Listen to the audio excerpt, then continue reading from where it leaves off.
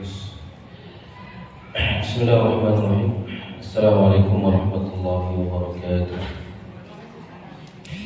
Alhamdulillah nahmaduhu wa nasta'inuhu wa nastaghfiruh wa na'udzu billahi min shururi anfusina wa sayyiati a'malina. May yahdihillahu fala mudilla lahu wa may yudlil fala hadiya lahu. Asyhadu an la ilaha illallah wahdahu la syarika lahu wa asyhadu anna Muhammadan abduhu wa rasuluhu. Allahumma salli wa sallim ala nabiyyina Muhammadin wa ala alihi wa sahbihi ajma'in. Ya ayyuhalladzina amanu taqullaha haqqa tuqatih wa la tamutunna illa wa antum muslimun. Amma ba'du. Fa inna asdaqal hadithi kitabullah wa khairal hadi Muhammadin sallallahu alaihi wa alihi wasallam wa syarrul umuri muhdatsatuha wa kullu muhdatsatin bid'ah wa kullu bid'atin dhalalah wa kullu dhalalatin finnar. Jamaah sekalian rahimani rahimakumullah taala, alhamdulillah segala puji bagi Allah subhanahu wa taala. Semoga senantiasa tercurah kepada Nabi kita Nabi Muhammad sallallahu alaihi wa alihi wasallam. Alhamdulillah jamaah sekalian rahimani rahimakumullah, di pagi hari yang berbahagia ini kita bisa hadir kembali dalam majelis yang mubarak ini, di kajian kita yang untuk pagi hari ini kita sampai insyaallah membahas hadis yang ke-17 dari jilid yang kedua. Salawat salam semoga senantiasa tercurah kepada Nabi kita Nabi Muhammad sallallahu alaihi wa ala alihi wasallam. Semoga Allah Subhanahu wa taala memberikan kepada kita segenap taufiknya, hidayahnya, memberikan kepada kita keistiqomahan di atas ketakwaan dan ketaatan. Amin ya rabbal alamin. Menerima seluruh amal soleh kita dan mengampuni segenap dosa-dosa kita semuanya dengan sebab segala amal soleh yang kita kerjakan, termasuk di antara amal soleh itu adalah berkumpulnya kita di majelis yang mubarak ini dalam rangka untuk menuntut ilmu. Yang ini adalah bagian dari kewajiban kita semuanya untuk tidak berhenti dari menuntut ilmu. Dan itu adalah kebahagiaan yang akan menghindarkan kita dari segenap kerugian. Ya seperti ayat yang kita semua telah menghafalnya dalam surah Al-Asr, ya, semua itu akan merugi kecuali orang yang beriman, beramal saleh, selalu saling berwasiat dengan ketaatan dan berwasiat dengan kesabaran. Selalu berwasiat dengan ketaatan dan kesabaran ini, maka itu adalah bagian dari ilmu, bagian dari menuntut ilmu, karena dalam menuntut ilmu lah kita bisa mendapatkan wasiat untuk selalu bersabar, wasiat untuk selalu berada di atas kebenaran dan seterusnya. Maka akan sangat merugi tatkala seseorang itu dalam kehidupannya terlepas dari ilmu, terlepas dari medan ilmu, terlepas dari majelis-majelis ilmu. Seperti yang disebutkan dalam hadis Nabi sallallahu alaihi wasallam, jadilah kamu orang yang alim. Kalau tidak jadi orang yang alim, maka jadilah orang yang muta'alim, yang terus menuntut ilmu. Kalau tidak jadi alim, tidak jadi muta'alim, maka jadi muhib, orang yang mustami, orang yang mendengarkan. Kalau tidak jadi alim, muta'alim, mustami, maka jadi muhib, jadilah orang yang mencintai ilmu dan majelis-majelis ilmu. Sekalipun belum hadir atau tidak hadir di majelis-majelis ilmu, tapi janganlah kamu jadi orang yang kelima, wala takul khamisan, jadi orang yang kelima, batahlik, lalu kamu akan binasa. Maka orang itu akan binasa dan sekalian rahmatullah kalau hidupnya tidak bersinggungan dengan ilmu. Dia akan binasa, dia akan celaka kalau hidupnya tidak bersinggungan dengan majelis-majelis ilmu. Apakah secara langsung ataukah tidak secara langsung. Yang secara langsung itu berarti yang alim, yang mengajar atau yang belajar, ya, muta'alim, atau yang sekedar mendengar, gitu ya. Pokoknya dia datang kemudian mendengar, atau muhib, dia mencintai, ya, nggak mendengarkan, nggak datang orangnya, tapi datang apanya, Bu? jajani toko bisa semacam itu ya. Ini kan namanya muhib ya, orang yang mencintai, dia dukung majelis-majelis ilmu dengan hartanya, dia dukung majelis ilmu dengan segala bantuan, dan namanya muhib, orang-orang yang mencintai dan orang-orang yang mendukung ilmu dan majelis-majelis ilmu. Jamaah sekalian rahimani wa rahimakumullah taala. Sekarang mari kita lanjutkan pembahasan kita. Ini Tsulatsiyah As-Sabi'ah Asyara, Tsulatsiyah yang ke-17, Mau'izatun Nabawiyah. Mau'izah Nabawiyah, nasihat kenabian. An Abi Ayyub Al-Ansari radhiyallahu ta'ala anhu qala, dari Abu Ayyub Al-Ansari radhiyallahu ta'ala anhu, dia berkata, ja'a rajulun ila Nabi, datang seorang laki-laki kepada Nabi sallallahu alaihi wasallam, faqala, seraya dia berkata,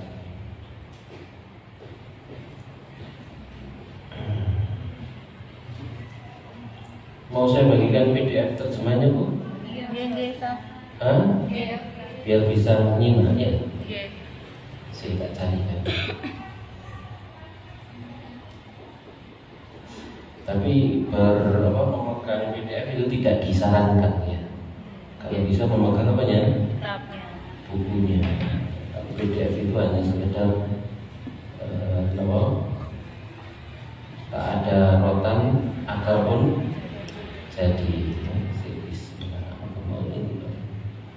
Tak kirim kemana? Bu Anu hadir? Enggak, belum. Nafar. Ke saya. Ke nomor saya. Bu Mimi? Iya, ada. Ya, Ustaz. Hadir? Hadir. Hadir. Oke, wes ke umumnya. Wah, tuh. Iya. Sampai di sini. Ini benar mau. Ya, sudah tak kirim.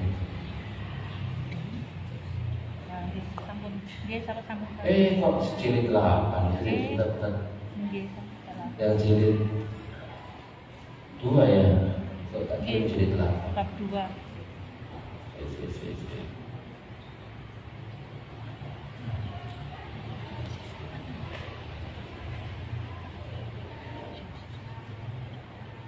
Ini ada 8 jilid nih, yang jelas sudah selesai semua.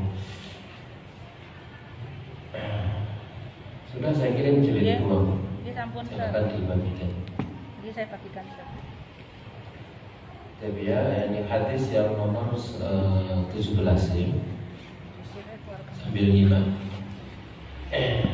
Jauh Rasulullah ila Nabi SAW, datang seorang lagi kepada Nabi SAW. Faqala, seraya dia berkata, ya, dia berkata, Idni wa aujiz, ya Rasulullah SAW, berikanlah kepada saya wasiat atau nasihat, ya, dan ringkaskanlah kepada saya dalam memberikan nasihat. Jadi berikan nasihat dan ringkaskan, jangan panjang-panjang. Ya, ini juga jamaah sekalian rahimahullah taala, ya, sebuah pelajaran juga berharga bagi kita semuanya, yaitu bahwasanya apa?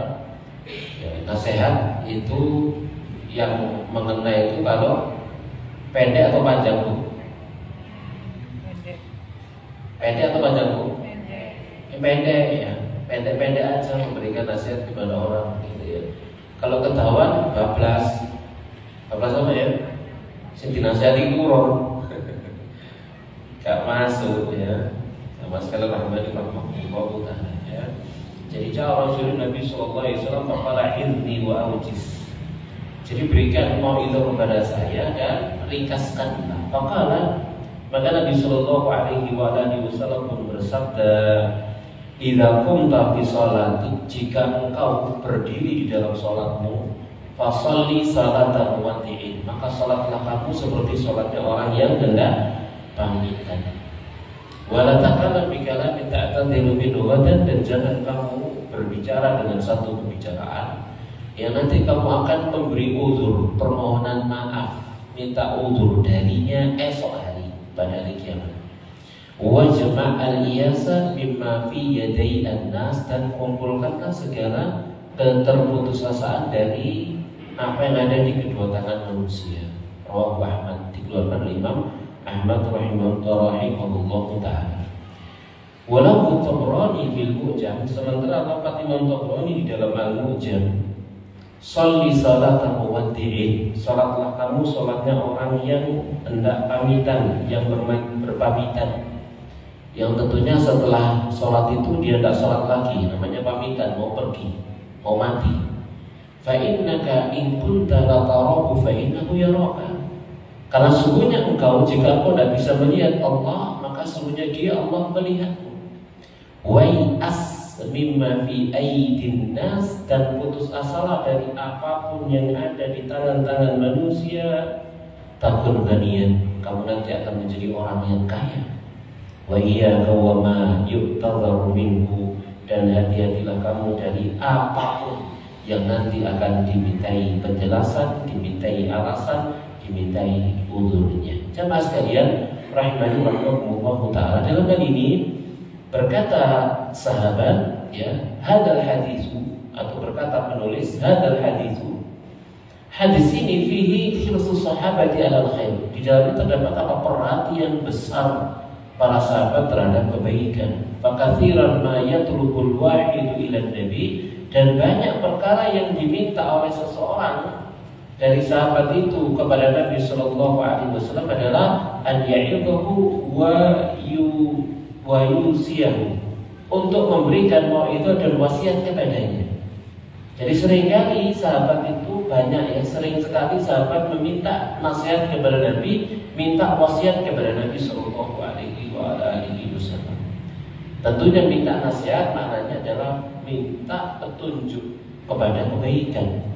Minta wasiat maknanya adalah meminta satu perkara yang sangat penting yang harus dikerjakan dalam kehidupan, begitu, sebagai bekal mengarungi kehidupan. Karena satu perkara disebut wasiat itu berarti perkara yang sangat penting. Jamaah sekalian rahimahullah taala. Jadi tatkala datang kepada Nabi lalu minta wasiat, ausini ya Rasulullah, berikan wasiat kepada saya Rasulullah, berarti dia minta satu perkara yang sangat penting harus dia kerjakan, begitu. Satu perkara yang akan dipegang sampai mati, karena itu wasiat Rasulullah Sallallahu Alaihi Wasallam. Maka kalau kemudian Nabi Sallallahu Alaihi Wasallam memberikan satu wasiat kepada salah seorang di antara sahabatnya, maka maknanya itu adalah wasiat untuk kita semuanya, yang harus menjadi pegangan kita semuanya dalam kehidupan kita. Kalau sahabat itu berkata, para sahabat, ya Nabi Allah, wahai Nabi Allah, ka'annaha mau'izatu muwaddi'in fa'ausina, ya Nabi Allah, seakan-akan itu adalah mau'izahnya orang yang akan berpamitan, maka berikanlah wasiat kepada kami. Maka faqala, Nabi bersabda, alaikum bitaqwallahi wa sam'i wa ta'ah, kalian harus bertakwa kepada Allah, kemudian mendengar dan taat kepada para pemimpin. Yaitu salah satu wasiat Nabi SAW kepada salah seorang sahabat. Wa qala lahu Aswad al-Muharibi, lalu berkata kepada beliau seorang sahabat lain namanya Aswad al-Muharibi dengan berkata, ausini, berikanlah wasiat kepada saya. Maka Nabi bersabda, amsik yadak, tahan tanganmu. Nabi itu kalau memberikan wasiatnya berbeda-beda antara satu orang dengan orang yang lainnya. Dilihat keadaan orang tersebut, dilihat perilaku orang tersebut, dan dilihat perbuatan orang tersebut. Ini amsik yadak, tahan tanganmu. Mungkin barangkali dia itu apa bu? Ngambelengan itu apa bu? Ringan tangan kan ini? Ringan tangan itu gampang menolong. Ngambelengan main tangan, ya, mungkin ini temperamennya orang yang gergeden begitu ya. Kalau kaca ini kalau geget-geget misalnya, gemes, maka disuruh amsik ya, dan tahan tanganmu. Ya, wafil musnad qala lahu rajulun ausini, dalam al-musnad Imam Ahmad ada seorang laki yang berkata kepada Nabi, ausini, berikan wasiat kepada saya. Maka Nabi bersabda, la takun la'anan, kamu jangan jadi orang yang suka melaknat. Mungkin barangkali dia orang yang tidak bisa menahan lisannya, gampang mencemooh orang lain, gampang mencela, gampang mencaci orang lain. Maka dikasih wasiat, la takun la'an. Wa fi Mu'jam at-Tabrani an Umayyah radhiyallahu anha maulati Rasulullah sallallahu alaihi wasallam qalat, dia bekas budaknya Nabi perempuan ini ya, Umayyah ini pernah berkata, kuntu ya usid ala Rasulullah sallallahu alaihi wasallam wudu'ahu. Dulu aku itu menuangkan untuk Rasulullah sallallahu alaihi wasallam air wudunya. Fadakhala rajulun, dan berkata seorang lelaki, masuklah seorang lelaki, faqala, saya berkata, ausini, berikanlah wasiat kepada saya. Maka Nabi sallallahu alaihi wasallam pun pernah berkata kepada dia, la tusyrik billahi syai'an, jangan sekali-kali kamu mensekutukan Allah dengan sesuatu pun, wa in quttikta, sekalipun kamu dipotong-potong, wa hurritta, sekalipun kamu dibakar binnari dengan api, wala ta'si walidaik, dan jangan kamu bermaksiat kepada kedua orang tuamu, wa in amaraka an tatakhalla min ahlika wa dunya, sekalipun kedua orang tuamu menyuruhmu untuk kamu berlepas diri dari keluarga dan duniamu, wala tashrabina khamra wala tashrabna khamran, kamu jangan minum khamr, fa inna miftahu kulli syarrin, karena khamr adalah kunci segala keburukan, wala tatrukanna salatan muta'ammidan, jangan sekali-kali kamu tinggalkan sholat dengan sengaja ya. Faman fa'ala dzalik, barang siapa yang melakukan yang demikian, faqad bari'at minhu zimmatullahi wa zimmatu rasulih, maka sungguh telah berlepas darinya tanggungan Allah dan tanggungan Rasulnya alaihi salatu wassalam. Nah, itulah wasiat-wasiat yang disampaikan oleh Nabi sallallahu alaihi wasallam kepada sebagian sahabatnya sesuai dengan apa yang mereka butuhkan. Ya, ada lagi wasiat Nabi kepada sahabat yang lain, amsik alaika lisanak, tahan olehmu lisanmu. Wasiat lagi kepada yang lain, la taghdab walakal jannah, jangan marah, maka bagimu surga, dan seterusnya. Wasiat-wasiat Nabi sallallahu alaihi wasallam yang selalu berisikan tentunya adalah kebaikan, karena memang Nabi SAW tidak diutus kecuali membawa kebaikan dan rahmat bagi hamba-hambanya. Kata Malik di sini, wa hadza kulluhu yadullu ala hirsi sahabati radhiyallahu anhum alal khairi. Ini semuanya menunjukkan akan perhatian besar para sahabat radhiyallahu taala anhum untuk mendapatkan kebaikan. Perhatian besar mereka. Mereka tidak mau kehilangan satu kebaikan pun, melainkan mereka merasakannya, gitu ya. Mereka selalu berlomba di atas kebaikan. Mereka selalu berlomba-lomba di atas ketaatan dan ketakwaan kepada Allah Subhanahu wa ta'ala. Jadi mereka selalu melakukan perlombaan at-tasabbuq fima bainahum, perlombaan di antara mereka. Seperti kisah yang sampai kepada kita tentang perlombaan antara Abu Bakar dan Umar radhiyallahu ta'ala. Umar pernah berkata, hari ini aku akan mengalahkan Abu Bakar dengan sedekah. Maka dia bersedekah dengan separuh daripada hartanya kepada Nabi sallallahu alaihi wasallam. Lalu ternyata Abu Bakar datang dengan membawa seluruh hartanya. Lalu Umar memberikan komentar, aku tidak akan pernah bisa mengungguli Abu Bakar radhiyallahu ta'ala dalam kebaikan. Nah, itulah di antara para sahabat jamaah sekalian rahimani rahimakumullah ta'ala. Kita kembali kepada permasalahan awal wasiyatin fi thulathiyati hadzal hadits. Wasiat pertama dalam thulathiyah hadis ini adalah salli salatal muwaddi'in. Salatlah kamu seperti salatnya orang yang hendak pamitan. Fa innaka in kunta la tarahu fa innahu yarak. Dikarenakan sesungguhnya jika engkau tidak bisa melihat Allah, maka sesungguhnya Allah melihat kamu. Jamaah sekalian rahimani rahimakumullah taala, kata Malik di sini al-muwaddi' al-musalli. Al-muwaddi' yang salat, yang hendak berpamitan, ya, dia akan pergi. Namanya al-muwaddi', orang yang mau pamitan akan pergi berangkat. Ya, al-musalli. Al-muwadda' al-umr wa dunya, yang ditinggalkan, yang dipamiti adalah umur dan dunia. Yang dimaksud wal muradu, yang dimaksud dengan sholli salatal muwaddi' ini adalah annaka idza aradta an taqifa lis-shalah, sesungguhnya kamu jika kamu ingin untuk berdiri salat baina yadayillahi ta'ala, salat di hadapan Allah Subhanahu wa taala, fa'ud nafsaka mayyitan ba'daha, hitung dirimu termasuk golongan orang yang akan mati setelah sholat. Ya, hadirkan perasaan kalau mau sholat agar sholatnya itu khusyuk. Ini sholat yang terakhir. Kira-kira habis salam langsung mati gitu.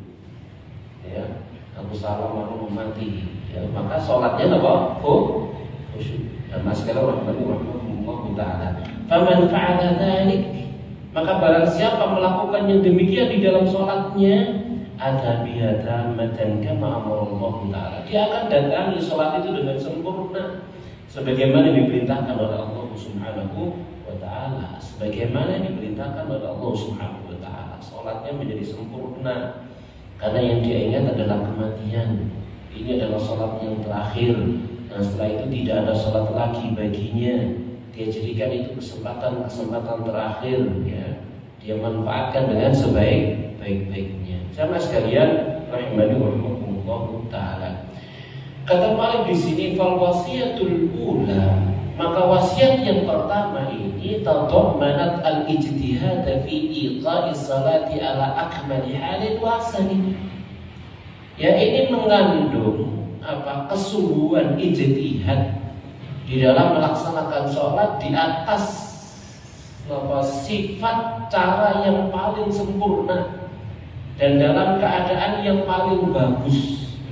Jadi bersungguh-sungguh. Wasiat ini mengajarkan kita untuk bersungguh-sungguh di dalam melaksanakan pendidikan sholat, ya, menempatkan sholat gitu ya pada sesempurna sifat dan sesempurnanya atau sebaik-baiknya keadaan. Sama sekali rahmatullah taala, ya. Jadi bukan asal begitu ya. Bukan asal sholat pokok sah gitu ya. Banyak di antara manusia sholatnya pokok sah, asal jengkulit ya, terosor gitu ya. Hanya sekedar sholat belaka, tidak memperhatikan rukuknya, tidak memperhatikan sujudnya, tidak memperhatikan bacaan yang dia baca di dalam sholatnya. Bahkan ada yang tumakninah yang membatalkan sholatnya, tidak tumakninah yang membatalkan sholatnya. Ya, sholatnya hanya ekspres gitu ya. Ngosok terus 5 rakaat petang menit. Ya, itu caranya ngelakoni model ya opo kan gitu ya. Sama sekali rahmatullah. Seperti itu tidak sah, bukan sholat yang seperti itu yang dikehendaki oleh Rasulullah Shallallahu Alaihi Wasallam. Memang jamaah sekalian rahmatullah, ini perkara yang ajib gitu. Saya mengisi di satu tempat, satu masjid begitu. Jamaah sekalian rahmatullah, bertahun-tahun lamanya saya ngisi di masjid tersebut sampai khatam beberapa kitab gitu. Saya perhatikan salah seorang di antara jamaah sholatnya saya pancet. Tak perhatikan sholat qabliyahnya. Suruh iki sing salah iki guru apa kan gitu jadinya. Kok iso ngaji bertahun-tahun sholatnya sih model gini gitu. Apakah tidak masuk segala nasihat yang telah disampaikan, ilmu yang telah disampaikan ya bertahun-tahun lamanya kok tak ngefek sama sekali di dalam peribadatannya ya. Kalau jamaah jelas kan ngikuti imam ya. Kalau jamaah itu akan tampak kalau dia sholat sendirian. Begitu saya perhatikan sholatnya, la haula wala quwwata illa billah, saya baca bertahun-tahun lamanya ngaji modelnya begitu ruko betul gitu ya, langsung balik lagi. Begitu sujud langsung balik lagi seperti itu. Nah, sholat yang demikian apakah diterima oleh Allah? Tidak diterima oleh Allah Subhanahu wa taala. Sama sekalian rahmatullah taala. Makanya di sini Nabi sallallahu alaihi wasallam mewanti-wanti banget karena pentingnya sholat. Ya, agar sholatnya dilakukan dengan sebaik-baiknya. Ya. Kemudian kata mu'alif di sini, ha akhil kirim annaka alimta bi anna salat al-zuhri al-qadimati Ya bi anna salat al-zuhri al-qadimata hiya akhiru salatin. Anggaplah saudaraku yang mulia bahwa Anda tahu bahwa salat zuhur yang akan datang nanti ini adalah akhir salat. Kaifa sayakunu haluka inda adai? Lalu bagaimana kalau sadar ini salat terakhir? Ya, bagaimana keadaanmu saat menunaikannya? La syakka annaka satakunu afdal salatin kunta biha. Dan tidak lagi bahwasanya salat itu akan menjadi apa? Salat yang paling afdal yang kau laksanakan. Fa innal muwaddi'a, dikarenakan orang yang hendak pamitan, yastaqsi ma la yastaqsi ghairuhu fi qawli wa fi'lihi, dikarenakan orang yang hendak pamitan, dan masukkan rahimahullah taala, ya, maka akan sangat memperhatikan ucapan dan perbuatannya dengan cara yang selainnya tidak melakukannya. Ya, jadi dia akan benar-benar memperhatikannya. Satara arkana, dia akan memperhatikan rukun-rukunnya, wajibatiha, wajib-wajibnya, wasunaniha, ya, wasunanaha, dan sunah-sunahnya, wa khusyu'aha, kekhusyuannya. Walau kana hadza haluna ma'a salatina lam salaha amruna. Dan seandainya seperti ini keadaan sholat kita, kondisi kita bersama dengan sholat kita sepanjang waktu setiap kali sholat seperti itu, lan salah amruna, maka pastilah akan menjadi baik segala urusan kita. Ya, amaqala ta'ala, bukankah Allah subhanahu wa ta'ala telah berfirman, inna sholata tanha 'anil fahsya'i wal munkar, sesungguhnya sholat itu akan bisa menghalangi seorang dari perbuatan keji dan munkar. Dan ini kan hikmahnya sholat. Ya, akan bisa menghalangi seorang dari perbuatan keji dan munkar. Seandainya sholatnya benar, orang nggak akan berbuat maksiat. Tapi kenyataannya banyak yang melakukan dosa dan kemaksiatan. Berarti sholatnya tidak beres.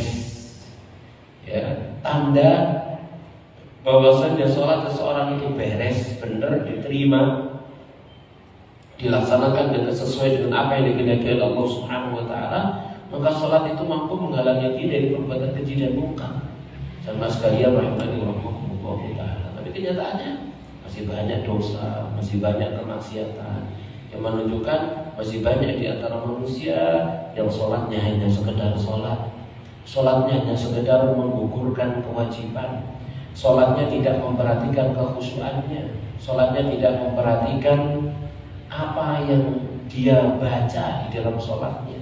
Barangkali dia tidak paham makna apa yang dibaca dalam sholat, mulai dari takbir sampai salam tidak paham, pokoknya apal semuanya. Tidak paham dia kalau berdoa minta apa, tidak tahu. Kalau dia berzikir memuji Allah, dia tidak tahu apanya Allah yang dia puji, dan seterusnya. Sama sekalian rahimahullah ta'ala. Jadi sholatnya hanya sekedar sholat dan sekedar rutinitas. Ya, sholatnya hanya sekedar warisan turun-temurun saja. Seperti itu aku diajari oleh bapakku, ibuku, mbahku, dan seterusnya. Tapi dia tidak mengilmui isi daripada sholatnya. Jamaah sekalian rahimahullah ta'ala. Qala Bakar al-Muzani, berkata Bakar al-Muzani rahimahullah ta'ala, idza aradta an tanfa'aka salatuka, jika engkau ingin salatmu itu bermanfaat bagimu, kau fakul, maka ucapkan la'adila usolli ghairaha, barangkali aku tidak sholat dengan sholat yang selainnya, barangkali ini sholat yang terakhir. Sama sekalian rahimahullah ta'ala. Lalu wa akhraja Abu Nu'aim fi Hilyatil Awliya, Abu Nu'aim mengeluarkan di dalam Hilyatul Awliya an Ma'ruf al-Qurhi, dari Ma'ruf al-Qurhi rahimahullah, annahu aqama as-salata, bahwasanya dia pernah mendirikan salat, dia mengiqamai salat. Tsumma qala li rajulin, lalu dia berkata kepada seorang lelaki, taqaddam fasalli bina, majulah kamu, salatlah kamu imami kami. Faqala ar-rajulu, maka berkata lelaki itu, inni in sallaitu bikum hadhihi as-salata, sesungguhnya jika aku sholat bersama dengan kalian sholat ini, lam usalli bikum ghairah, aku tidak akan sholat dengan kalian sholat yang selainnya. Maka faqala lahu Ma'ruf, berkata kepada dia Ma'ruf, wa anta tuhadditsu nafsaka annaka tusalli salatan ukhra, dan kamu berbicara, ya, membicarakan dirimu bahwasanya kamu akan sholat dengan sholat yang lain. Jadi dia pede sekali, kalau aku jadi imam sholat ini, aku tidak akan mau jadi imam pada sholat yang lain. Itu maksud dia yang disuruh imam ini. Maka dijawab oleh Marok, yakin kamu nanti bisa mendapati sholat yang lain? Yakin kamu nanti bisa sholat dengan sholat yang lain? Ya, kamu membicarakan diri, kamu nanti akan sholat dengan sholat yang lain. Na'udzubillahi min tulil amal. Kami berlindung kepada Allah dari panjang angan-angan. Fa'innahu yamna'u khairal amal, karena panjang angan-angan itu akan menghalangi bagusnya amal. Sahabat sekalian, rahimani rahimakumullah ta'ala. Tadi kita masuk ke masjid ini, lalu kita sholat tahiyatul masjid. Apakah nanti akan ada tahiyatul masjid yang berikutnya? Belum. Bahkan nanti kita bubar dari majelis ini, apakah nanti kita akan sholat zuhur? Belum tentu. Tidak ada yang tahu. Sama sekali, rahimani rahimakumullah ta'ala. Nah, ketidaktahuan itulah yang akan menjadikan kita, kalau kita punya kesempatan untuk sholat, kita perbaiki sholat kita dengan sebaik-baiknya. Berkata mu'allif, hadis sholatul lati asyara ilaiha nabiyuna sallallahu alaihi wasallam ya sholatul muhsinin. Maka sholat ini yang Rasul sallallahu alaihi wasallam memberikan isyarat kepadanya adalah sholatnya orang-orang muhsin. Sholatnya orang-orang yang memiliki kepribadian ihsan di dalam dirinya, yang selalu dia merasa bermuraqabah, diawasi oleh Allah Subhanahu wa taala. Dihadirkan perasaan selalu dilihat oleh Allah Tabaraka wa taala. Ini sholatnya orang yang muhsin. Sehingga dia saat takbir Allahu Akbar, hadir dalam dirinya Allah di depanku, Allah melihatku, Allah mengawasiku, Allah mendengar setiap tasbih tahmid takbirku, Allah mendengar setiap doa-doaku. Begitu jamaah sekalian rahimani rahimakumullah taala. Nah, menghadirkan perasaan inilah yang nanti akan menjadikan sholat kita bernilai, sholat kita berkualitas. Tapi kalau kita hadirkan perasaan-perasaan yang lain sehingga kita tidak khusyuk di dalam sholat kita, maka kita akan kehilangan banyak kebaikan.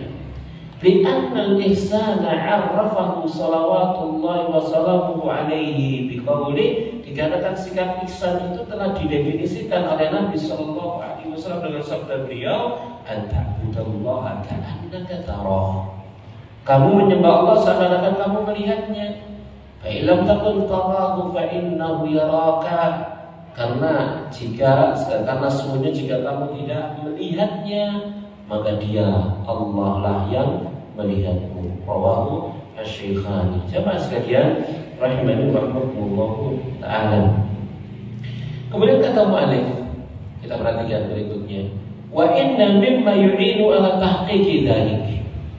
Dan sesungguhnya termasuk di antara perkara yang bisa membantu untuk merealisasikan yang demikian adalah anta'lama, engkau tahu, engkau menyadari, annahu laisa laka min salatika illa ma aqalta.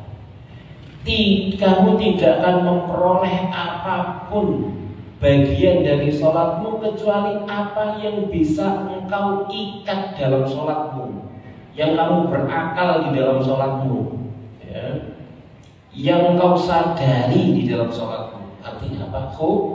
Khusyuk. Jadi apa yang kita dapatkan dari pahala sholat kita itu sesuai dengan kadar kekhusyuannya. Kalau semakin besar banyak kadar kekhusyuannya, berarti semakin besar namanya Bu pahalanya. Kalau khusyuknya 100%, berarti pahalanya 100%. Tapi orang khusyuk 100%, kira-kira Bu, apa ada Bu? Ada nggak Bu? Orangnya ada di sini Bu? Wani ngaco ya. Siapa yang bisa khusyuk 100%? Ingat Allah, ingat selalu diawasi Allah, ingat selalu dilihat oleh Allah dari takbir sampai salam. Kira-kira sama sekali rahmani rahimakumullah ta'ala. Kita nggak tahu ya. Sama sekali rahmani rahimakumullah ta'ala. Perhatikan fi sunan Abi Dawud.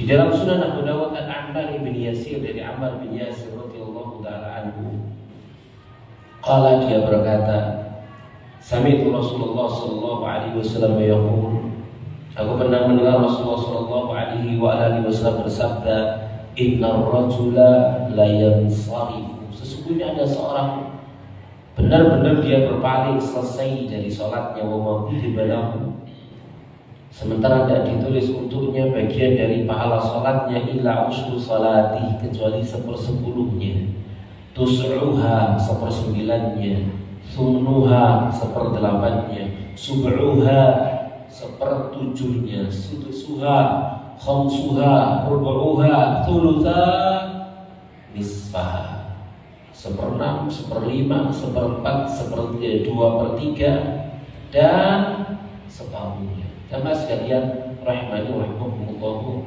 ta'ala, ya, 1/3-nya dan setengahnya. Ini semua tergantung apa Bu? Kekhusyuan. Sama sekalian rahmani rahimahumullahu ta'ala. Makanya kata di sini, wa innar rajulaini la yakunani, sesungguhnya ada 2 orang, dua-duanya itu berdiri fi shaffil wahidi, pada shaf yang sama, dia baris jejer pada shaf yang pertama. Wal farqu bainahuma fi salatihima, sementara perbedaan di antara keduanya dalam salat keduanya kama bainas samai wal ardh, seperti perbedaan antara langit dan bumi, padahal salatnya jejer. Sama dengan, ibu jangan punya anggapan orang sementing jamaah mesti oleh 17 ya 17 ping piro kan katanya. Lek 17 jelas oleh 17 wong jamaah bisa nang pitunge. Orang sholat berjamaah dapat 27 derajat. Iya benar, tapi ping piro. Kalau khusyuknya 1% berarti ya 1% ping 17, soalnya 17 gimana gitu ya. Tapi kalau 100% ya 100% ping 17 begitu Mas. Jamaah sekali rahmatullah taala. Si untung begitu. Ya, jadi masing-masing orang itu akan berbeda dengan sholat yang sama, di tempat yang sama, di barisan yang sama, di belakang imam yang sama misalkan, tapi pulang bawa pahala beda-beda, tergantung kekhusyuannya. Kalau misalkan khusyuk 0, takbiri lo wis hilang, takbir lo gak nyadar, begitu wis sedekah, aku mau takbir tak enggak ya? Wonten ibu? Wis sedekah ya, lali, aku mau takbir tak enggak ya? Berarti takbir memang ya apa Bu? Ngelayang, ambu takbir sampai mbok maca Allahu Akbar, mbok maca liyan. Ya, takbir iling. Aku mau takbir kan ya, takbir itu kalau tak turun aku mau begini.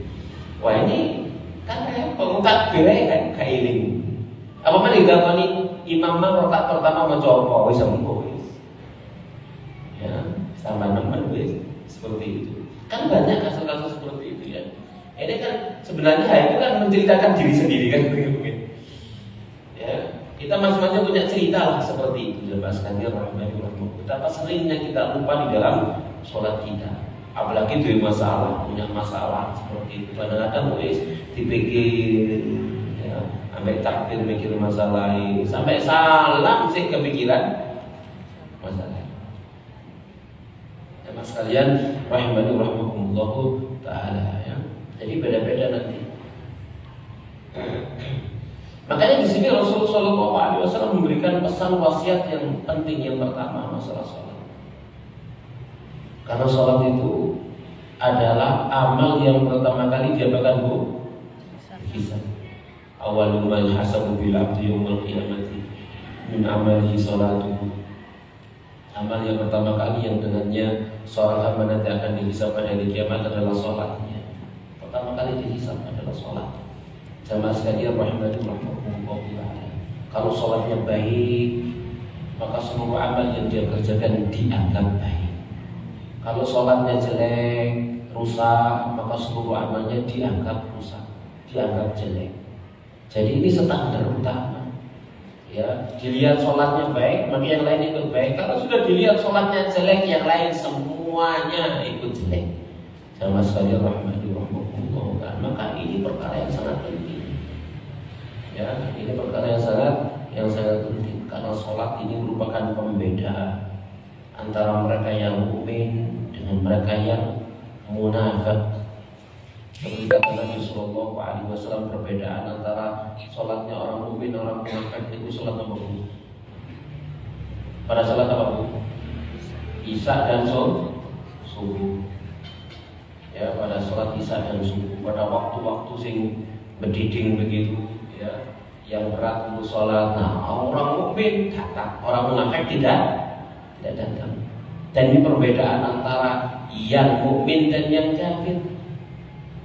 Ya, al-ahdu alladzi bainana wa bainahum shalah faman tarakaha faqad kafar.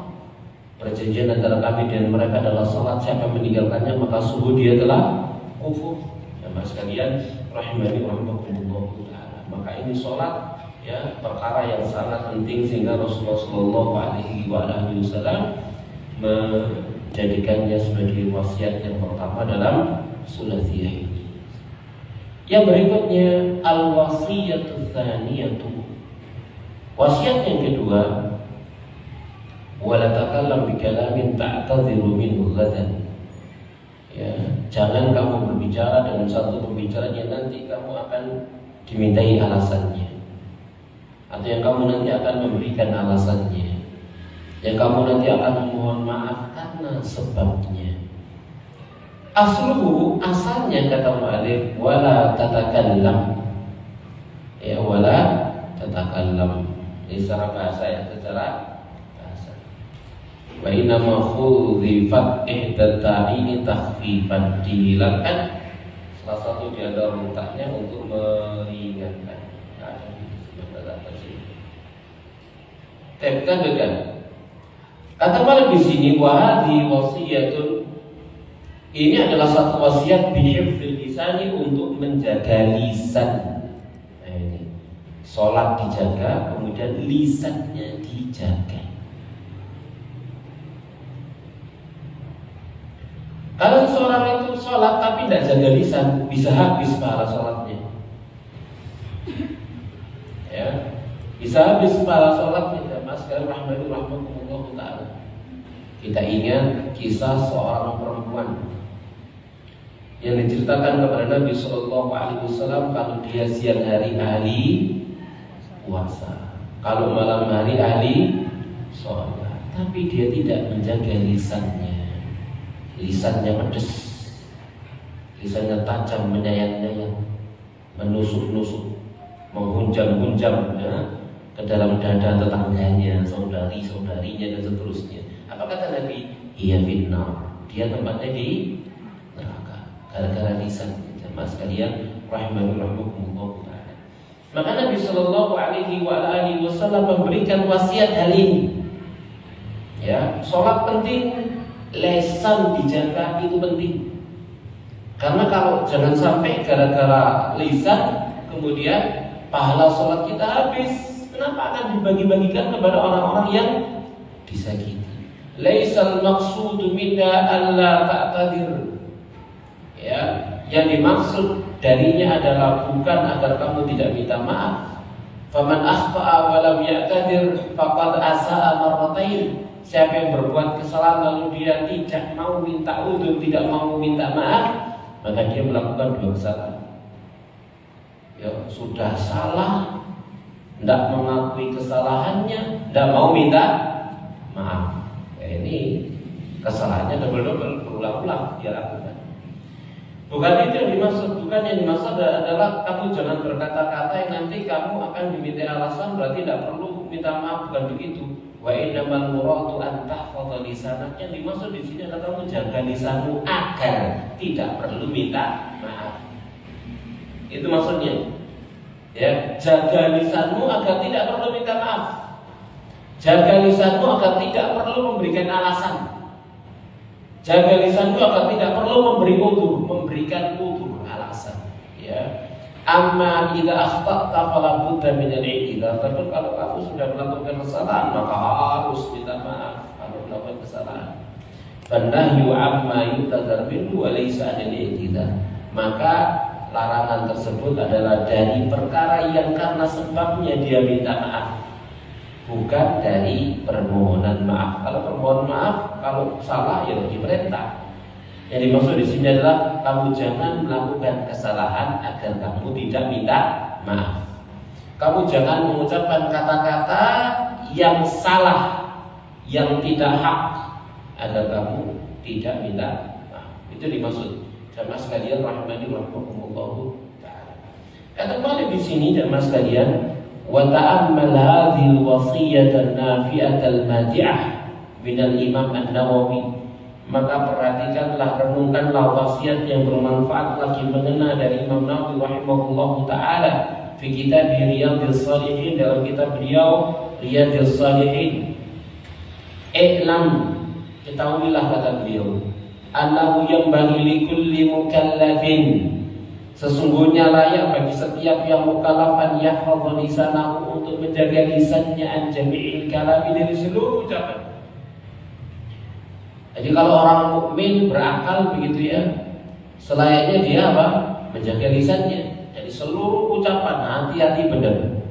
Illa kalaman dharat fil maslahatu, kecuali ucapan yang di dalamnya nampak jelas kemaslahatannya. Kalau sudah benar-benar maslahat ngomong. Wa matastawal kalamu wa tarkuhu, dan kapan saja sama selaras sejajar antara berbicara dan meninggalkan pembicaraan fil maslahati, dalam maslahat, fasunnatul imsaku anhu, maka yang sunnah adalah tidak ngomong, menahan diri. Ya, jadi kalau ngomong sama tidak ngomong sama aja, ya mending menahan diri. Kalau ngomong itu lebih maslahat, baru ngomong. Kalau sama sejajar antara ngomong dan tidak ngomong sama saja, diem, tidak ngomong. Apalagi kalau ngomong malam atau terutama disuruh ngomong diemnya gitu. Li'annahu qad yanjarrul kalamul mubahu ila haramin aw makruh. Kenapa? Karena kadang ucapan yang mubah, boleh-boleh saja, itu bisa menyeret kepada yang haram atau yang makruh. Ya seperti kalau kita kumpul-kumpul begitu nih, kumpul-kumpul sampai dulu sampai kocok. Wis kadang kesuwen suwe-suwe bahan omongannya apa Bu? Suwe-suwe bahan omongannya kancane kan ada ya. Biasa pun biasa. Ngono itu karena gak wedok biasa kan. Tapi wedok lu ya. Sama sekalian rahimani rahmakumullah taala. Kan gitu ya. Kadang ya halaqah majelis-majelis yang mubah itu maksudnya, yang mubah-mubah itu. Lais kadung kesuwen materinya habis gitu ya. Ganti materi ngomong kancane, mengajak kepada yang haram atau makruh gitu ya. Atau kalau enggak demikian, awalnya omongan itu benar, akhirnya belakrak kepada perkara-perkara yang tidak ada guna dan manfaatnya.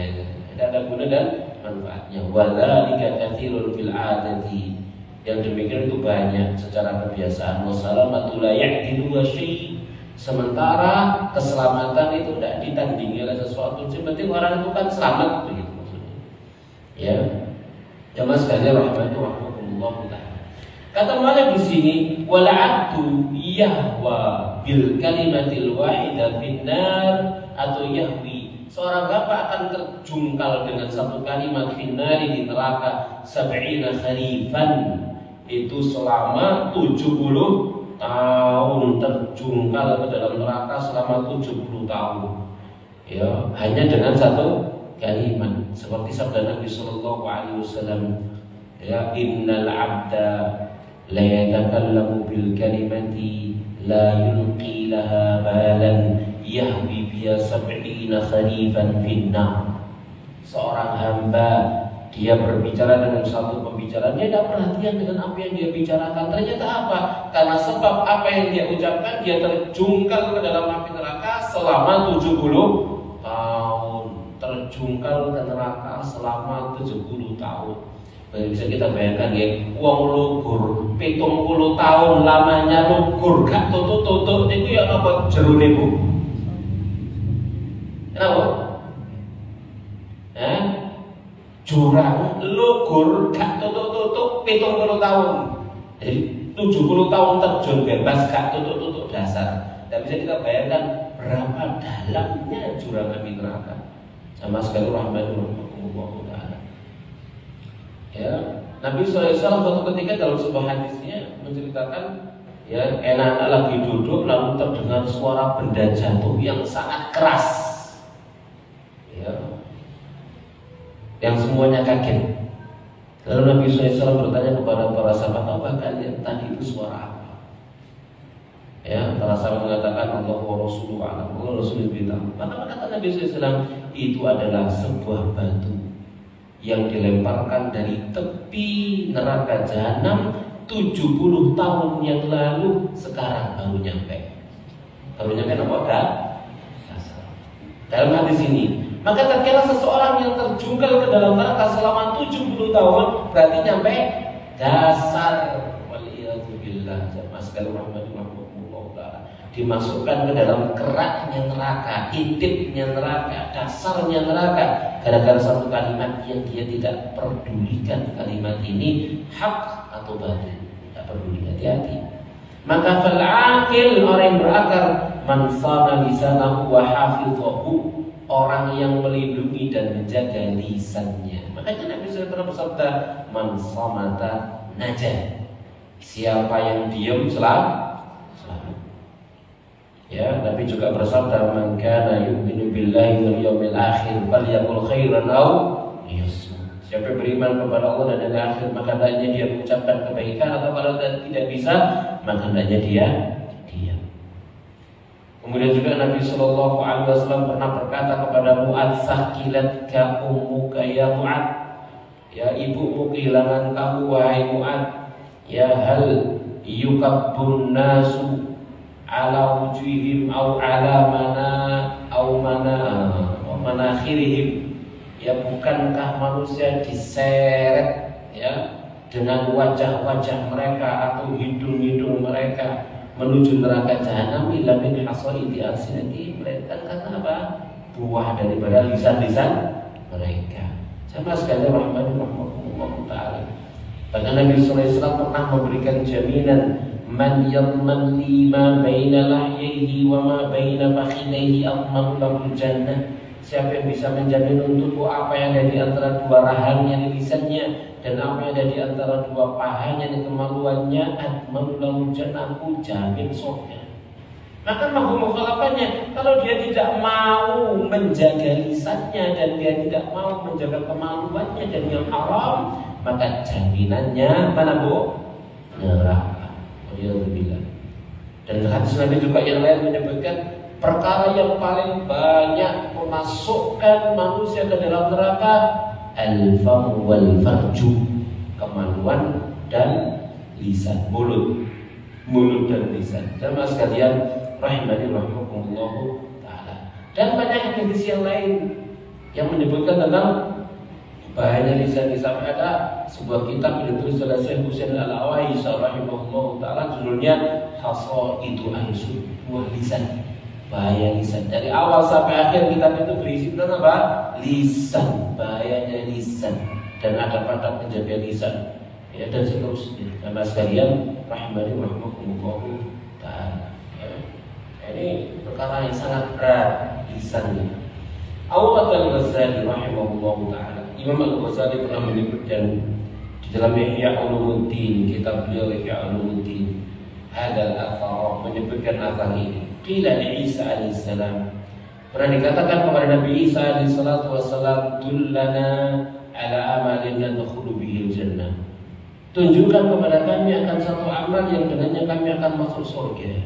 Apa kata Nabi Isa alaihissalam? La tantiqu abadan, ya ojo ngomong selamanya. Juga boleh ngomong, jangan mengucap, jangan ngomong selamanya. Kalau mereka berkata, la nastati tadi, tidak mampu, soalnya sekali ini iso mingkem terus gak belum ngomong, yo pahit. Kayak enak gak ngomong, apa udah kancane katanya meneng aja. Maka beliau berkata, fala tantiqu illa bi khairi. Nah, kalau memang gak mampu, maka kamu jangan berbicara kecuali dengan kebaikan. Ini seperti sabda Nabi Shallallahu Alaihi Wasallam, maka yu'minu billahi wal yawmil akhir falyaqul khairan aw liyasmut. Siapa beriman kepada Allah dan hari akhir, maka hendaknya dia mengucapkan yang baik, atau kalau tidak, maka hendaknya dia diam. Jemaah sekalian rahimani rahmakumullah taala. Lalu juga dalam Ihya juga yang lain, Al-Ghazali berkata, qala Wahb bin Munabbih, berkata Wahb bin Munabbih rahimahullahu taala fi hikmati ahli Daud, di dalam hikmah keluarga Daud, haqqun 'alal 'aqil, ada hak bagi orang yang berakal. Ya, ada hak orang yang berakal. An yakuna 'arifan bi zamani, hendaknya dia menjadi orang yang arif mengenal zamannya. Hafizan lisanahu, dia menjaga lisannya. Muqbilan ala syani, dan dia mendatangi atau memperhatikan kesalahannya. Ya, ini orang berakal itu sifatnya demikian. Dia tahu zamannya seperti apa dan cara untuk hidup serta menghadapi zamannya. Dia adalah orang yang menjaga lisannya dari apa yang diharam kepada Allah, dan dia adalah orang yang selalu maju, ya, memperhatikan dan mengakui segala kesalahan-kesalahannya. Jamaah sekalian rahimani rahmatullah taala. Ini dua perkara yang sangat besar. Yang pertama tadi itu sholat, dan yang kedua adalah lisan, jaga lisan. Kita ingat sebuah hadis dari Nabi Sallallahu Alaihi Wasallam. Ya, Nabi SAW pernah bertanya kepada para sahabatnya, atadruna manil muflis? Tahukah kalian siapa itu orang yang muflis, orang yang bangkrut? Apa kata para sahabat? Ya, al-muflisu fina man la dirham lahu wa la mata'. Orang bangkrut muflis di antara kami adalah orang yang tidak punya dirham, ada tidak punya harta benda. Ini orang yang bangkrut, kata mereka.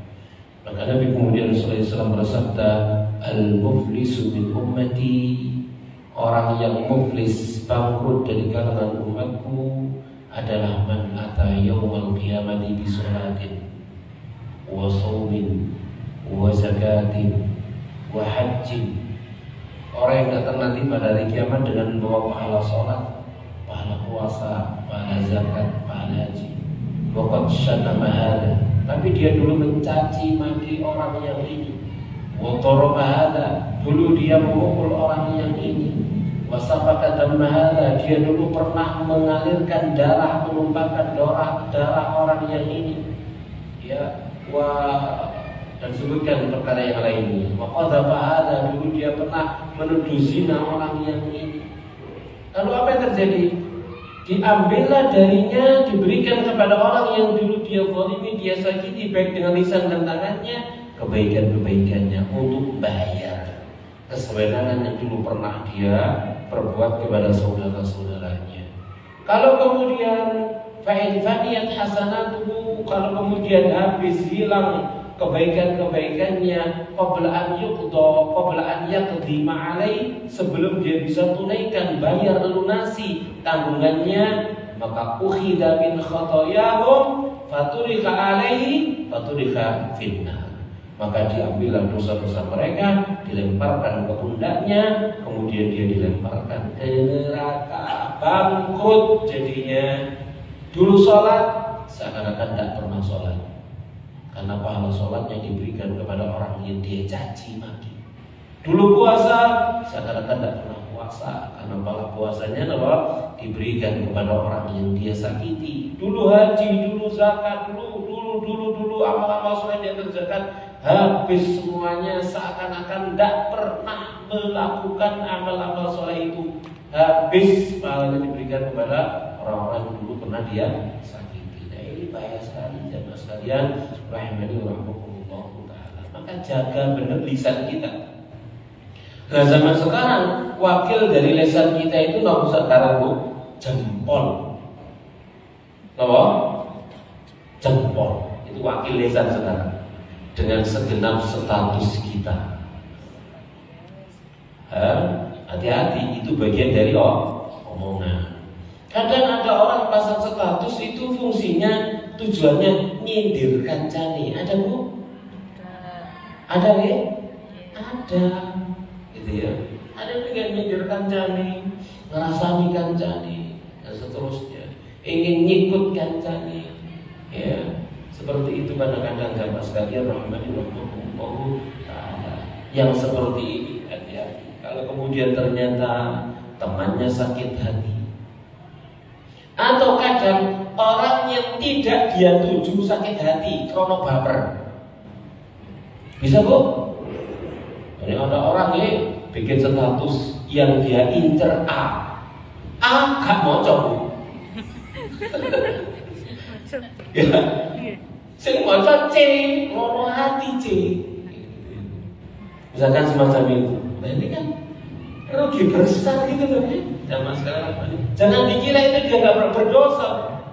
Sekalipun dia tidak menyiapkannya, kenapa? Karena membuat orang lain sakit hati. Gitu ya. Itulah dikatakan oleh Nabi sallallahu alaihi wasallam, innal 'abda la yatakallamu bil kalimah la yulqilaha balan. Dia peduli dengan ucapannya. Dia berbicara semaunya, tidak peduli dengan apa yang dia ucapkan, tidak peduli apakah kata-katanya ini menyinggung orang lain atau tidak peduli. Sama sekali rahimahullah ta'ala. Apalagi zaman kita sekarang, dia status kita dibaca oleh setiap orang yang punya nomor kita lah, begitu boleh. Kita pasang status ya di HP kita, maka setiap orang yang punya nomor kita, yang menyimpan nomor kita dan kita menyimpan nomornya, status kita akan muncul di sana. Yang kadang-kadang orang itu mengira apa yang kita tulis ditujukan untuk dirinya, padahal tidak. Ya mas sekalian, rahimani rahimakumullah taala. Saya pernah mengalami yang seperti ini, ya mas sekalian, rahimani rahimakumullah taala. Ya, karena saya ini orangnya tidak baperan. Ya, ada satu status dipasang oleh orang Malang gitu ya. Saya tahu orangnya, saya paham siapa, kemudian saya paham kegiatannya apa, di masjid mana, seterusnya saya paham orang ini. Lalu dia nulis status kata-kata begitu ya. Batin saya, oh orang ini lagi curhat dirinya, karena dia adalah orang yang sangat aktif, anak muda. Mungkin dia sedang dicemburui sama yang tua-tua. Ya, yang tua-tua mungkin merasa tersaingi sama dia karena sangat aktif, lalu dia tulis status ini. Ternyata status dia itu adalah copy paste dari status orang lain di tempat yang sama, gitu loh Bu. Gitu ya, makanya ini hati-hati jamaah sekalian rahimahullah taala. Status orang lain di tempat yang sama ditujukan kepada orang lain. Gitu ya. Jadi ini umat begitu nih. Kadang-kadang kita salah persepsi gitu ya. Orang lain yang menulis sasarannya nggak tepat begitu. Ya. Sehingga kalau itu membuat orang lain sakit hati, berdosa tuh. Makanya hati-hati. Kalau salah pasang-pasang status tujuannya adalah untuk menasihati orang dan gitu ya, apalagi kritik orang dan seterusnya, nggak usah gitu ya.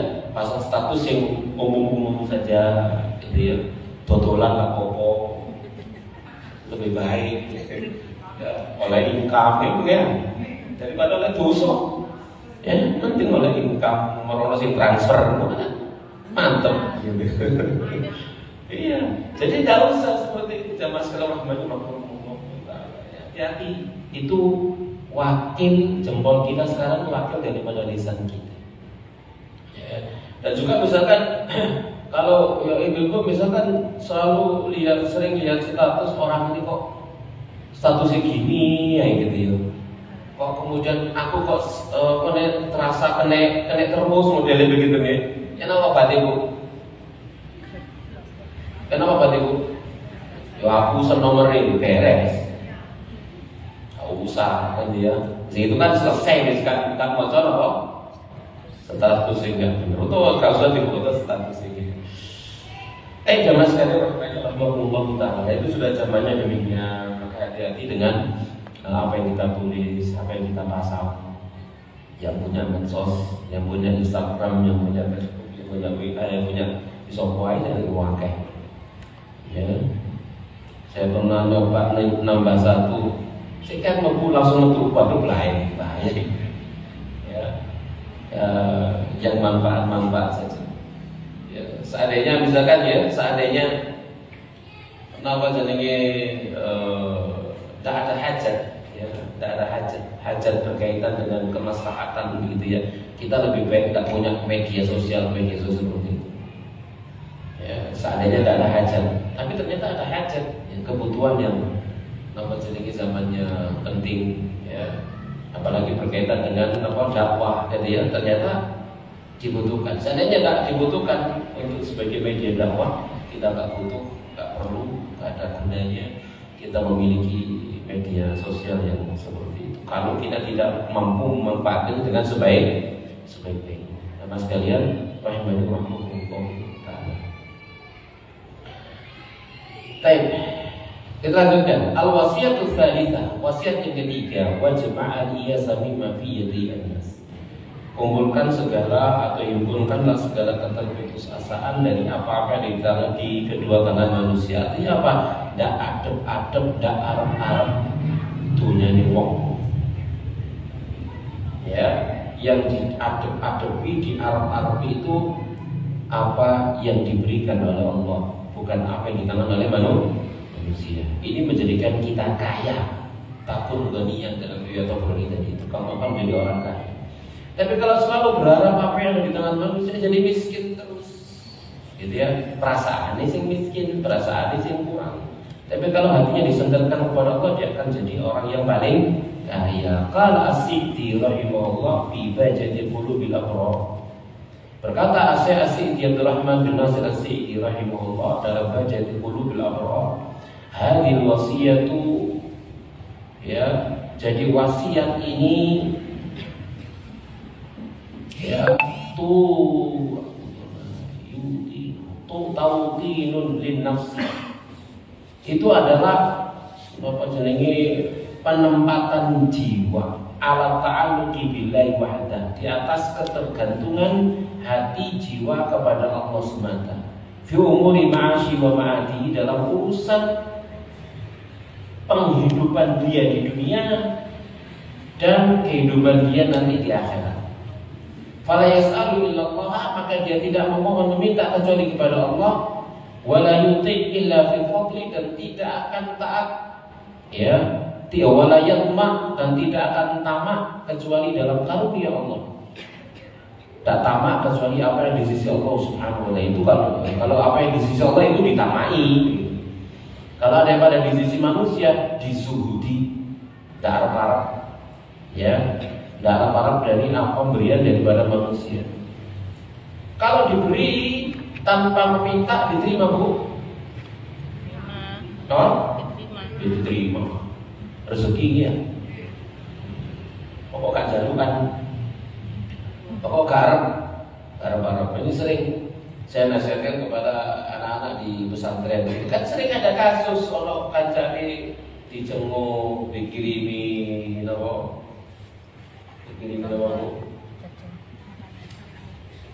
apa jenenge sing kaya slundeng ngisi daging apa jenenge? Abon, ya sak blek. Dikirimi apa jenenge sambal goreng sak blek, ya. Dikai tambahan lauk ya rada enak gitu. Oleh rong dino entek. Soale lek gak dum-dum mek kancane di demi. No ampun dipangan dhewe. Gitu ya. Akhirnya dum-dum wis oleh rong dino lunas. Oh dihitung usaha. Jangan gitu ya. Saya nasihatkan, jangan seperti itu. Gitu ya. Ambil makanan saudaramu dengan cara yang halal, itu tak halal, itu haram. Kenapa? Karena yang bagi tidak ya. Dari itu dia terpaksa memberi. Jadi bapaknya ini digesak ulang dong oleh rong dino lunas. Ini dia seperti itu. Jadi jangan berharap kalau dikasih itu alhamdulillah. Lah dikasih gak usah dehem-dehem. Ya, ono uang mangan wis depis konangan ya, para di jalur dengan cara seperti itu. Nah, ini tidak benar semuanya, tidak boleh, haram. Ya. kita nasihatkan kepada anak-anak di pondok yang namanya jadi anak-anak ya. Nah, wa yuqinu nafsahu ala al-ya's mimma fi aydin nas, dan menempatkan jiwanya untuk putus asa dari apa yang di tangan-tangan manusia. Fa innal ya'sa ismah, karena keterputusan dari apa yang di tangan manusia itu adalah ismah, ya, penjagaan diri untuk diri sendiri, selamat nanti.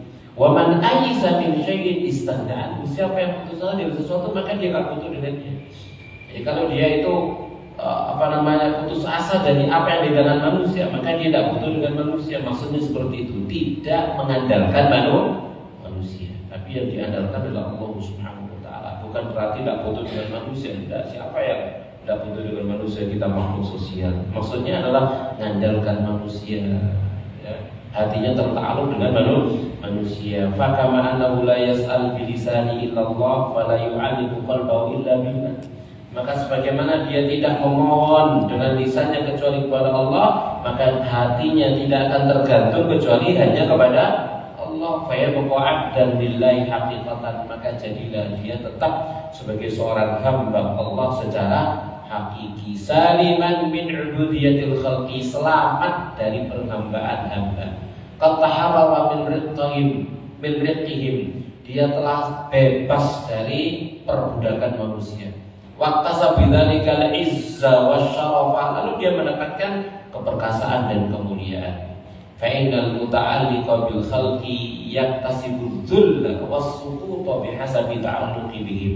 Dikarenakan orang yang bergantung kepada makhluk, maka dia akan mendapatkan kehinaan dan keterpurukan sesuai dengan ketergantungan mereka kepada manusia. Ya, kalau seseorang itu selalu tergantung kepada manusia, biasanya dia juga dihinakan oleh manusia. Ya, Mas, kalian paham itu? Dia akan terhina di hadapan manusia. Ya, seperti misalkan ya ada orang jamaah sekalian rahimahullah taala, teman kita punya teman misalkan dia duduk teman dekat, ya bukan kerabat, bukan apa, ya atau ya ini gak tahu ketemu, tiba-tiba telepon, aku butuh duit. Ya nama bu kira-kira bahasa dengan bu. Tiga ibu, kau utang lu ngomong ibu, aku gak mau duit kok. Tiga ibu, ya apa? Pisan paling tiga ibu. Baru oleh beberapa waktu lagi jalur mana? Lalu tiga mana? Beberapa waktu lagi jalur mana? Kira-kira nomor enak ibu? Blokir nomor ini ya? Kan gitu ya? Dia menghinakan dirinya kepada manusia, akhirnya dia dihinakan oleh manusia, kan begitu jadinya. Selalu ketergantungan kepada manusia. Dan maaf sekalian rahimani rahmatullah. Gitu ya. Kita juga punya pengalaman seperti ini, dan maaf sekalian rahimani rahmatullah. Ada orang yang menghubungi begitu ya, lalu dia awalnya hutang, kita kasih hutang sekian.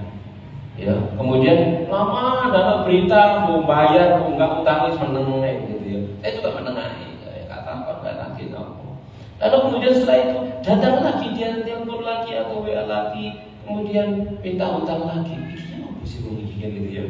Lalu saya ngepel kepada orang yang dekat dengan dia, di lingkungan dia tanya, Fulan, si Fulan ini gimana sih orang ini? Ya, ternyata sana orang dekat dengan dia mengatakan, Ustaz, kalau antum muamalah dengan dia, hati-hati, bukan bener. Ya, ternyata banyak korbannya sih model seperti itu. Lah iya kok hubungi aku, ya heran gitu. Emang nggak dituduh di kono, emang nggak punya teman di sana. Ya, maka ini jadi tanda-tanya besar, bener. Jadi kemudian dia mengatakan, kalau memang Ustaz mau bantu ya silakan bantu, tapi begitu keadaan orangnya seperti itu. Jadi apa? Hatinya selalu tergantung dengan orang lain. Semua ini dihubungi, sisi kan enak ya, betul bu? Lama-lama akhirnya tidak simpati, yang awalnya itu kasihan, akhirnya tidak simpati kalau seperti itu. Ini yang dikatakan alim yang kasih budul, wasukut, akhirnya apa? Dia rendah, dia terpuruk Gara-gara hatinya tergantung dengan manusia, selalu dengan manusia, tidak dengan Allah Subhanahu wa ta'ala. Ya rahimahullah fa ma'asana kalamahu. Rahimahullah, maka betapa bagusnya ucapan beliau rahimahullah ta'ala. Kemudian jamaah sekalian rahimahullah ta'ala, kata mu'alif di sini, saya tutup pembicaraan ini dengan sebuah kisah yang disebutkan oleh Imam Adz-Dzahabi rahimahullah dalam Syiar A'lam An-Nubala tentang biografi Abul Hasan Al-Qurhi Al-Mu'tazili. Beliau sebut seorang Mu'tazilah, tapi sebagai bentuk amanah ilmiah maka beliau menyampaikannya. Imam Adz-Dzahabi rahimahullah ta'ala berkata, tatkala Abul Hasan Al-Qurhi terkena lumpuh separuh di akhir usianya, berarti kira kalau bu stroke-nya lumpuh. Jadi zaman beliau di sana jadi dia cuma gak viral kayak sekarang ini ya. Jadi kena lumpuh separuh, ya. Maka para sahabat yang hadir lalu mereka berkata, ini adalah penyakit yang membutuhkan nafkah dan pengobatan. Sementara Syekh ini miskin dan tidak layak bagi kita untuk mengorbankan beliau bagi manusia. Ya, artinya tidak mau, ya beliau kan orang tokoh begitu ya, tidak mau dikorbankan dengan menggalang donasi, tidak mau, karena itu nanti menghinakan dia. Satu-satunya cara adalah menulis surat kepada Saifud Daulah Ibnu Hamdan, pemimpin. Ya, maka saya pun merasakan apa yang mereka rencanakan dalam hatinya. Mendengar pembicaraan mereka, tahu mereka akan minta bantuan kepada pemimpin negeri. Lalu kemudian dia menangis, kemudian dia berdoa kepada Allah Subhanahu wa ta'ala. Pada doanya, Allahumma la taj'al rizqi illa min haitsi awwattani. Ya Allah, janganlah Engkau jadikan rizkiku kecuali dari arah yang Kau biasa aku menerima darinya. Fama taqabbala an yuhmala ilaihi syai'un. Maka kemudian dikabulkan doanya, dia mati terlebih dulu sebelum uang bantuan dari negara sampai kepadanya. Thumma ja'a min sayfi daulah 10,000 dirham. Lalu datanglah bantuan dari pemimpin negeri seberapa ini? 10.000 dirham. Enggak sampai, sudah mati duluan. Ya, berkat doanya. Maka saddaq biha anhu, lalu disedekahkan atas nama yang wafat tadi itu. Tufiya rahimahullah fi sanati 40 wa 300. Beliau rahimahullah wafat pada tahun 340 Hijriah dan dia adalah seorang tokoh dalam Mu'tazilah. Ghafarallahu lahu, semoga Allah memaafkan dia. Lalu komentar mu'alif, la adri, aku tidak tahu, ayakunu ajabi min hali Abil Hasan. Apakah rasa takjubku itu adalah karena keadaannya Abul Hasan, seorang Mu'tazilah, tapi dia jujur kepada Allah, berdoa kepada Allah, tidak tahu rezeki kecuali apa yang biasa Allah berikan kepada dia, sehingga Allah kabulkan doanya. Lalu dia wafat sebelum bantuan negara sampai kepada dia. Nggak mau bantuan manusia. Dia maunya hanyalah bantuan dari Allah Subhanahu wa ta'ala, dari hasil usahanya. Itu dimaksud jamaah sekalian rahimani wa rahimakumullah. Tidak harap-harap apa yang datang dari manusia. Amin insafil Dzahabi, atau dari sikap objektifnya Dzahabi. Ini lagi ilmiahnya para ulama. Ya, bahkan sifat-sifat baik yang ada pada orang Mu'tazilah disebutkan oleh Imam Adz-Dzahabi rahimahullah, tidak ditutupi satu kebaikan pun. Kalau ada kebaikan disebutkan kebaikannya. Ya, inilah keobjektifan para ulama rahimahullah taala, tidak menutupi sesuatu. Bukan berarti kemudian kalau orang itu salah dalam masalah akidah, misalkan begitu ya, seperti Mu'tazilah, tapi dia memiliki kebaikan-kebaikan yang lainnya dalam akhlaknya, ya, dalam perkara-perkara yang lain. Bukan berarti kemudian kebaikan-kebaikan itu kalau punya kebaikan tetap dibuka. Ini namanya insaf rahimahumullah taala. Semoga Allah merahmati keduanya. Demikian jamaah sekalian rahimani wa rahimahumullah taala, sulasiah yang ke-17 ya. Ada 3 wasiat dari Rasulullah sallallahu alaihi wasallam. Yang pertama, sholat seperti sholatnya orang yang hendak pamitan agar khusyuk. Yang kedua, jaga lisan ya, agar tidak kehilangan pahala amal saleh yang kita kerjakan. Dan yang ketiga, gantungkan hati hanya kepada Allah Subhanahu wa ta'ala agar kita bahagia, agar kita menjadi orang kaya dan jangan gantungkan hati kepada manusia, lalu kemudian kita menjadi orang yang paling miskin karena ketergantungan kita kepada sesama makhluk yang ada. Demikian sama seluruh rahmatullah taala. Masih ada waktu, kita buka tanya jawab. Kita persilakan, ada pertanyaan. Ada 6 menit, 5 menit. Ada pertanyaan Bu? Oke.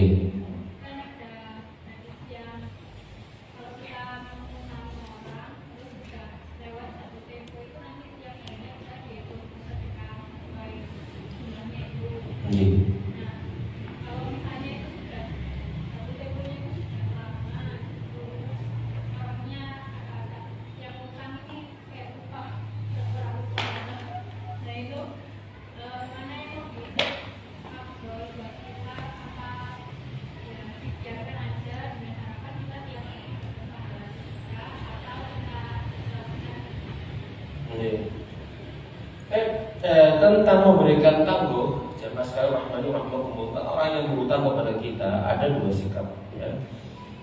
Yang dianjurkan, diperintahkan, silakan pilih antara memberikan tangguh, maka bagi kita adalah sedekah setiap tangguhnya itu ya. Kita dihitung sedekah seperti hutang yang dia bawa ya. Atau misalkan dia jatuh temponya sebulan, misalkan, maka setiap bulannya kalau dia belum bisa nyauri, kita dapat pahala semisal dengan apa? Yang diambil dari utang. Ya, jadi utang 1 juta misalkan, dia kapan nyauri? Bulan Maret ternyata belum bisa. Kapan lagi? Bulan Maret. Nah, setiap perpindahan tempo itu kita dapat sedekah seperti sedekah sejumlah apa yang kita keluarkan.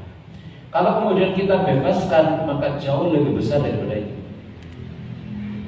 Ya, jauh lebih besar. Bahasa Nabi khairun itu lebih baik. Jadi silakan pilih apakah masih mengharapkan kembalinya hutang tersebut ataukah sudah tidak mengharapkan dengan kita membebaskan. Kalau tidak kita bebaskan, maka pahalanya tadi itu senilai sedekah sampai dia lunas. Kalau kemudian kita bebaskan, maka itu membebaskan seseorang dari satu kesulitan dunia. Kata Nabi Sallallahu Alaihi Wasallam, "Man farraja an mu'min kurbatan, farrajallahu anhu kurbatan min kurabi yaumil qiyamah." Siapa yang berikan jalan keluar dari seorang mukmin dari satu kerupukan dunia, maka Allah akan berikan jalan keluar kepada dia dari kerupukan pada hari kiamat. Ini pahalanya tidak ada tandingnya. Kesulitan dunia itu ringan, remeh kalau dibandingkan dengan kesulitan akhirat. Ya, maka kalau seseorang itu membebaskannya sekalian, maka dia akan dibebaskan oleh Allah dari kesulitan akhirat. Seperti hadis Nabi SAW, ada seseorang yang mati, dia tidak pernah melakukan amal kebaikan pun atau tidak banyak yang dia kerjakan. Amalnya hanya sering memaafkan orang yang berhutang. Pada hari kiamat dia dibangkitkan oleh Allah Subhanahu Wa Taala, kemudian ditanya, kemudian Allah Subhanahu Wa Taala berfirman, "Ana ahaqqu bihada." Aku lebih berat dengan orang ini. Ya, lalu Allah maafkan dia. Gara-gara apa? Sering memaafkan manusia di dunia, orang yang berhutang kepada dia. Seperti itu. Jadi itu pilihannya adalah silahkan berharap terus agar dia berhutang, kemudian kita dapat pahala setiap kali jatuh temponya dia nggak bisa bayar, ya berharap jadi hutangnya balik atau dibebaskan sekali. Itu pilihan ya, satu di antara keduanya. Nah,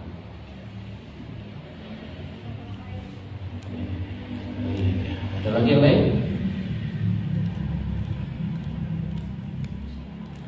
Cekap Bu? Cekap ya? Tapi demikian dalam sekali rahmatullah apa yang bisa kita bahas kajian kita di pagi atau siang hari ini, semoga bermanfaat. Kita akhiri wassalamualaikum warahmatullahi wabarakatuh.